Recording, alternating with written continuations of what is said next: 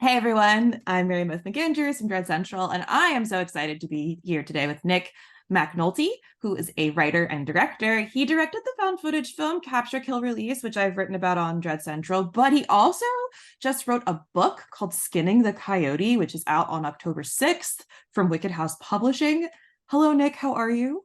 I'm great. How are you doing today? I'm so good. I'm so excited to talk to you because what your found footage film, Capture Kill Release, is one of my favorites. So when you emailed me about your book, I was so excited because I've been a fangirl of yours. So this is just really exciting. Thank you very much. I love all the cheerleading you've done for our nasty little movie. It's really supporting the little guy. It was kind of put together with some duct tape, hope and a dream, and so love seeing the kind of cult following that it's found, and you really championing the movie. We really appreciate it. Look, horny found footage forever. But we'll talk about that in a second. Let's talk about your newest project, which is this book, Skinning the Coyote. Can you tell people who are watching this a little bit more about this novel, which is your debut novel? This is my debut novel. Yeah, this is a whole new world for me. Because yeah, usually it's film, screenplay, that world. And so doing a novel is something completely different. This book does have real cinematic roots. It's something that did start as a screenplay, and wrote it, and it was just something that was a little too big to do anything in my world. It's got it's a western. It's got a giant monster. A town is burnt down, so it's all great throwing all that stuff out on the screen, or at least on page. But realistically, it wasn't happening. But it was just this fun story that I loved too much to put in a drawer and let it live there forever. So it then turned into an adaptation, I guess, is what this book has really become. So this That's is yeah, so this is my first time going out into the novel world. Really excited. Hope people love it as much as I do. And any comps that I do, comparing it to anything is always very cinematic versus probably most books, which I think a lot of authors are probably comparing their work to. Yeah. Well, and in your email to me, you compared it to 310 to Yuma meets Predator, which was absolutely like you got me immediately with that comparison. But can you tell us a little bit about the plot and about what's happening in Skinning the Coyote? Yeah, sure. I guess I'll start with the predator element because that's a real genesis for it. I like millions of people around the world. I love Predator. I think it's just It's like a good movie. it's a hard movie not to love. But it's a movie that I think the people that kind of hold the rights to the franchise have really lost sight of what made it work so well. As cool as the Predator is, what I love is like you go in, you've got these badass commandos, like this murderers row ensemble of action heroes led by the biggest one in the world. You start a movie where you're like, yeah, I totally watch these Green Berets going, and there's some double crosses, they're kicking ass, there's some one-liners, all of the sort of hits, and then this monster comes in and just obliterates them and takes control of the movie, takes it in another direction. Um, and I've seen some other movies that have done that really well. This was I was working on this project pre Prey, the Predator sequel. So Okay. I feel like that really got more of what I wanted out of Predator. But some other movies like Dog Soldiers, for example, I thought, I'm like, that is what Yeah. makes that's the tone of Predator. It's this like whole great action thing, and then it sort of pivots genres completely and pits them against something a little more supernatural. So I'm a huge Western fan. I love them. I love Westerns, I love horror. I love when those two things come together, and had this sort of dream idea of like a Predator type movie where you make a Western that we're just totally in and want to watch, and then flip everything on its head, and then turn a different time period, different genre, but then put them back into this sort of scenario. So that's very much the root of what this novel was. So it's what I wanted it to be, and then as I wrote it, came up with something that just felt like a great Western. Like I said, 310 to Yuma is kind of the direction of where that was going, and then all of these, white hats, black hats, and everyone in between get sort of hunkered down into this scenario, and then put against, not going to call it the predator, but my sort of version of it. Well, I love your version, your monster, and especially like your cold open, essentially, like to get to put horror terms to it. The prologue that you write is so incredible with how we're introduced to you give us basically a creature introduction and then jump into the story of Eli Cook and all that stuff. But you set up this amazing creature that's really good at killing. And I wanted to hear more about not just the predator inspiration, but was there anything else that was kind of inspiration for your character? Or the monster, because it's giving me Wendigo vibes, I will say. Yes, it's there's definitely a lot of Wendigo inspiration in Cool. there. I wanted to give it a little bit of the POV of the characters that are facing off against this. So it never gets too explicit into what is the origin of where it came from, and thematically I get a lot into sort of the idea of storytelling and legends and what's real and what's not, depending on who's sort of telling it. So leave it a little bit vague in there, but definitely a lot of Wendigo vibes, and sort of it's the look and feel that I kind of describe, and then expanding from there on just creating your own set of rules that you play in with what that monster is going to do and how it's going to operate, to just kind of make it scary, make it fit in the world. And then, whenever you're working in the supernatural or any story, you still have to have your set of rules of how things work. So finding that kind of balance of what worked for that monster in this story. Cool.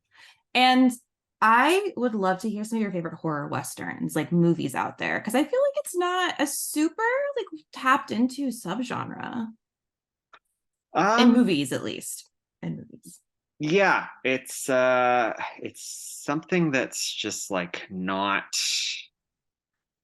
dealt with too much. I don't even want to call it a guilty pleasure, just like, because I kind of hate that term. It's just like pleasure, but an inspiration for this also, and sort of the genre twist, is definitely From Dusk Till Dawn. Hell And, yeah. and after that movie came out, they had a slew of kind of straight to video sequels that I initially kind of wrote off and dismissed, and caught a few years later and really liked. I think they're just like, Oh, they're quite a bit, they're not as good as the original. Their budget's kind of pared down, but um they're still quite a lot of fun. They've got the spirit of that. And they're both very Western in tone. The second one's, I think Robert Patrick's the star. And it's like they're really doing a lot with like a much toned down budget. You can see like, oh, there's some love behind this. They didn't slap it together as much as you see in some straight to video sequels. And then the third movie is like it's a straight up Western kind of prequel in there. So, oh. playing in something that this was a big thing that I was a fan in. Those, and all of them do have sort of a Western vibe, but it goes a little bit more modern Western, and then Western for the third one there. Okay, well, I'm gonna have to check those out because I love From Dusk Till Dawn. Hadn't obviously given credit to the sequels, but now I am very curious. So I will say something I also loved about the book is how you address like masculinity. It's like in the cold open you have, and again, our family in the cold open is not around for very long, but you really struck me with that opening sequence, and you have this really interesting like inner monologues about masculinity and gender, and you play a lot with that also in your movie. So I was curious if you meant to kind of bring these ideas of like masculinity and what toxic masculinity in the West, in Westerns, is, no, it's not as discussed, but I feel like you Mm-hmm. bring that to this book though. And so I wanted to hear more about writing about that and kind of writing masculine characters a little bit differently than we typically see. Um, so weirdly, when I wrote what was like sort of the original screenplay version of this, I had, I was playing with a couple different projects. Um, I wrote this one project that was like really, like a real feminist take, horror movie on sort of what it's like to be an actor discrimination as actresses get a little bit older, but like in a real horror vibe, and how difficult some things are to crack into Mm. there. And then after I wrote that, I wrote this thing that is like extremely masculine. So I don't know if it was just part of my, I didn't want it to be like, oh, we're guys being guys, but this is a very masculine based book. So maybe it was I just mean, sort of, Predator is so it's like it's like you said, it's Predator. It's masculine as hell, but it's cool. yeah, but I didn't want it to be that it's like, you crank the testosterone's there. I've have kind of referred to this as dad lit, but I think it's a little bit more of what maybe my perspective when I was writing this was kind of shifting gears. Some of the things that I was trying to tear down about masculinity, I was definitely diving into before. So as I'm getting into some of these Cool. uh manly man, muscle bound predator type ensemble, that it's a little bit more of that toxic bit that makes us tick. Cool. That's awesome. And so I also love hearing about how authors approach violence, but I'm also really curious from you going from being a filmmaker and taking a script and then writing and having it just be a novel, did that kind of change how you think about how you write your violence and gore and everything for movies versus for like just the page? um it's a different way to approach it, but Yeah. my mindset on violence is still very much the same on how it's presented. I'm somebody who, I detest violence in the real world in sort of any capacity. Like I don't think a punch to the face that somebody's going to give is going to be more effective than words. And it's something that if I just saw somebody get punched, I would sort of wince and not want to see it. But Mm. like all horror fans, or most horror fans, I love it. I love it on the screen. I love to make it. It's a lot of fun. It's a lot of fun to make. It's a lot of fun to see, as twisted as that kind of sounds, but it Oh always yeah.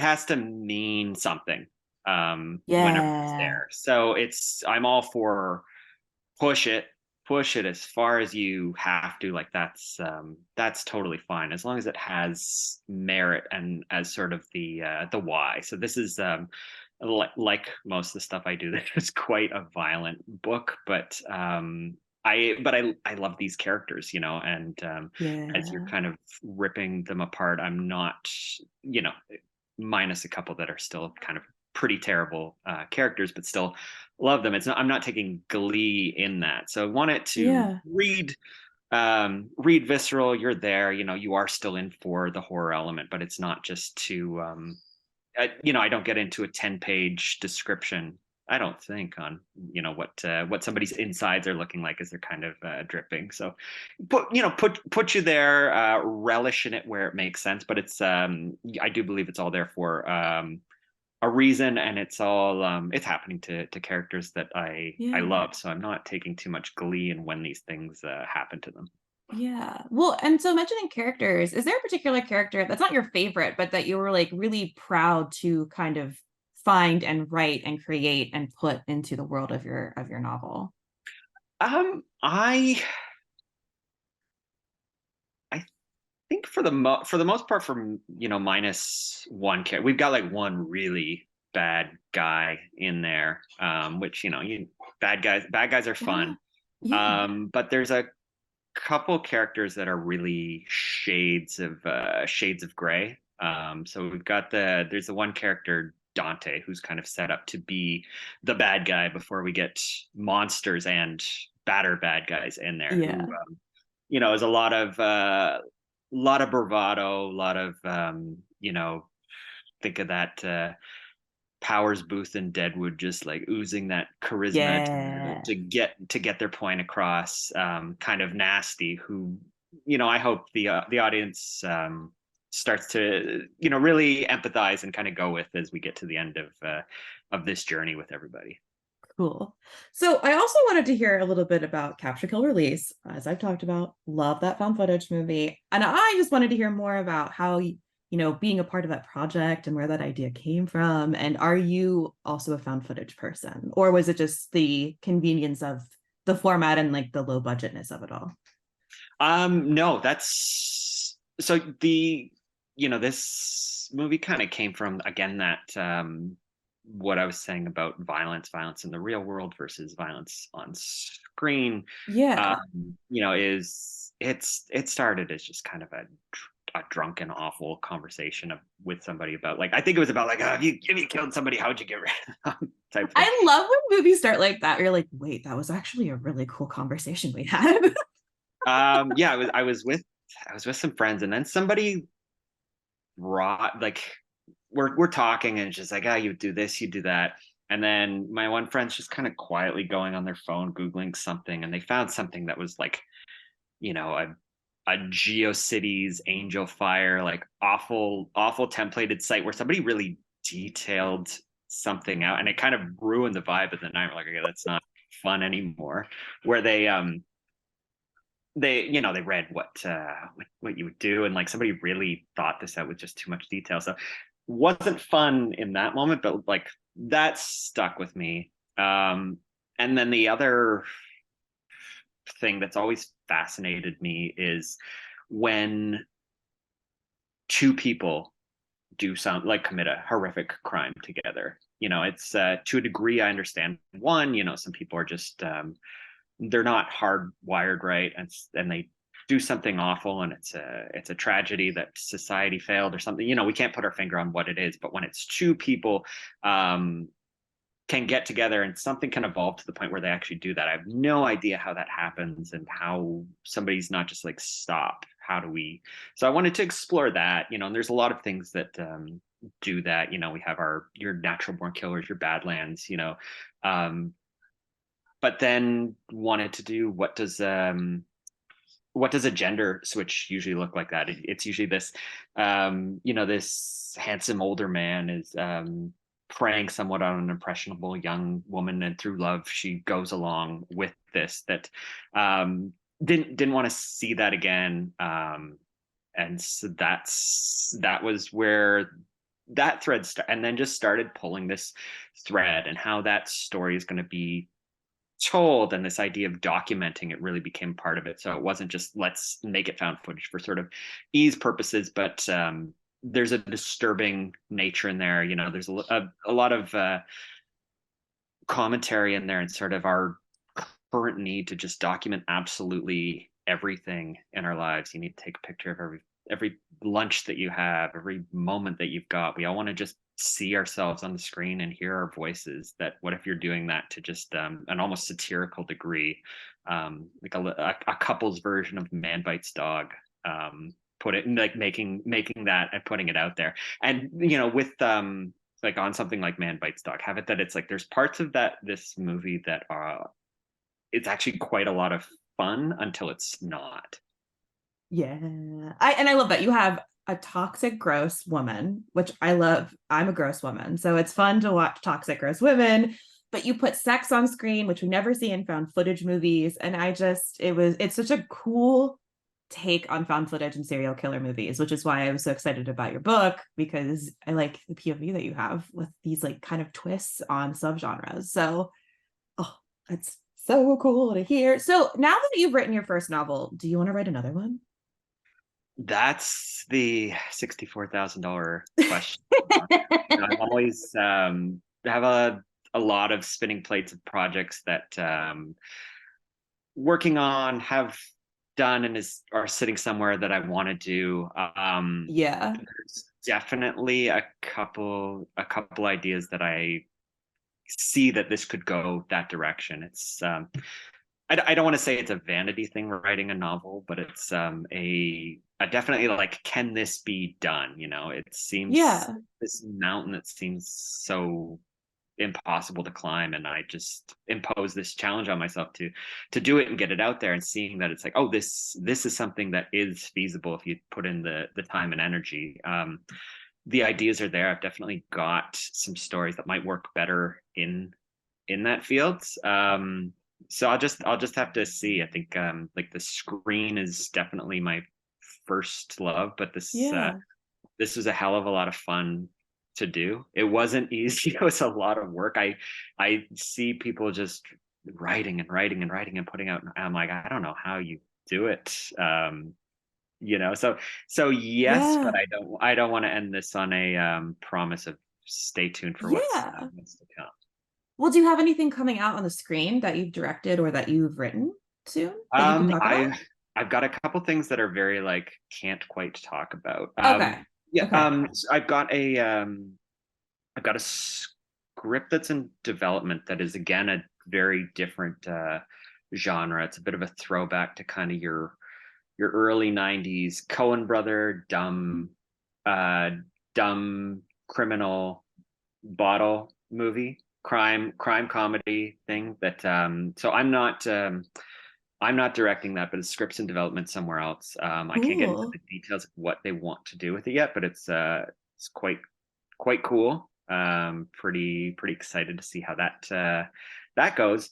And then my partner that I did Capture Kill Release with, we are working on trying to get another project out there, which I hope to come back and be like, hey, we got this thing, because it's very very very cool, very ambitious, but I can't speak too much to what that is yet. Cool. Well, Nick, it has been so cool to chat with you about Capture, Kill, Release and Skinning the Coyote. Skinning the Coyote, everybody, is out October 6th from Wicked House Publishing. If you like Westerns, if you like horror, if you like Ravenous by Antonia Bird, there is not cannibalism, but there's lots of blood and gore. So if you like a lot of guys trying to figure their stuff out in the middle of the woods / in the middle of the West, you should check this book out. Thank you so much. Thank you.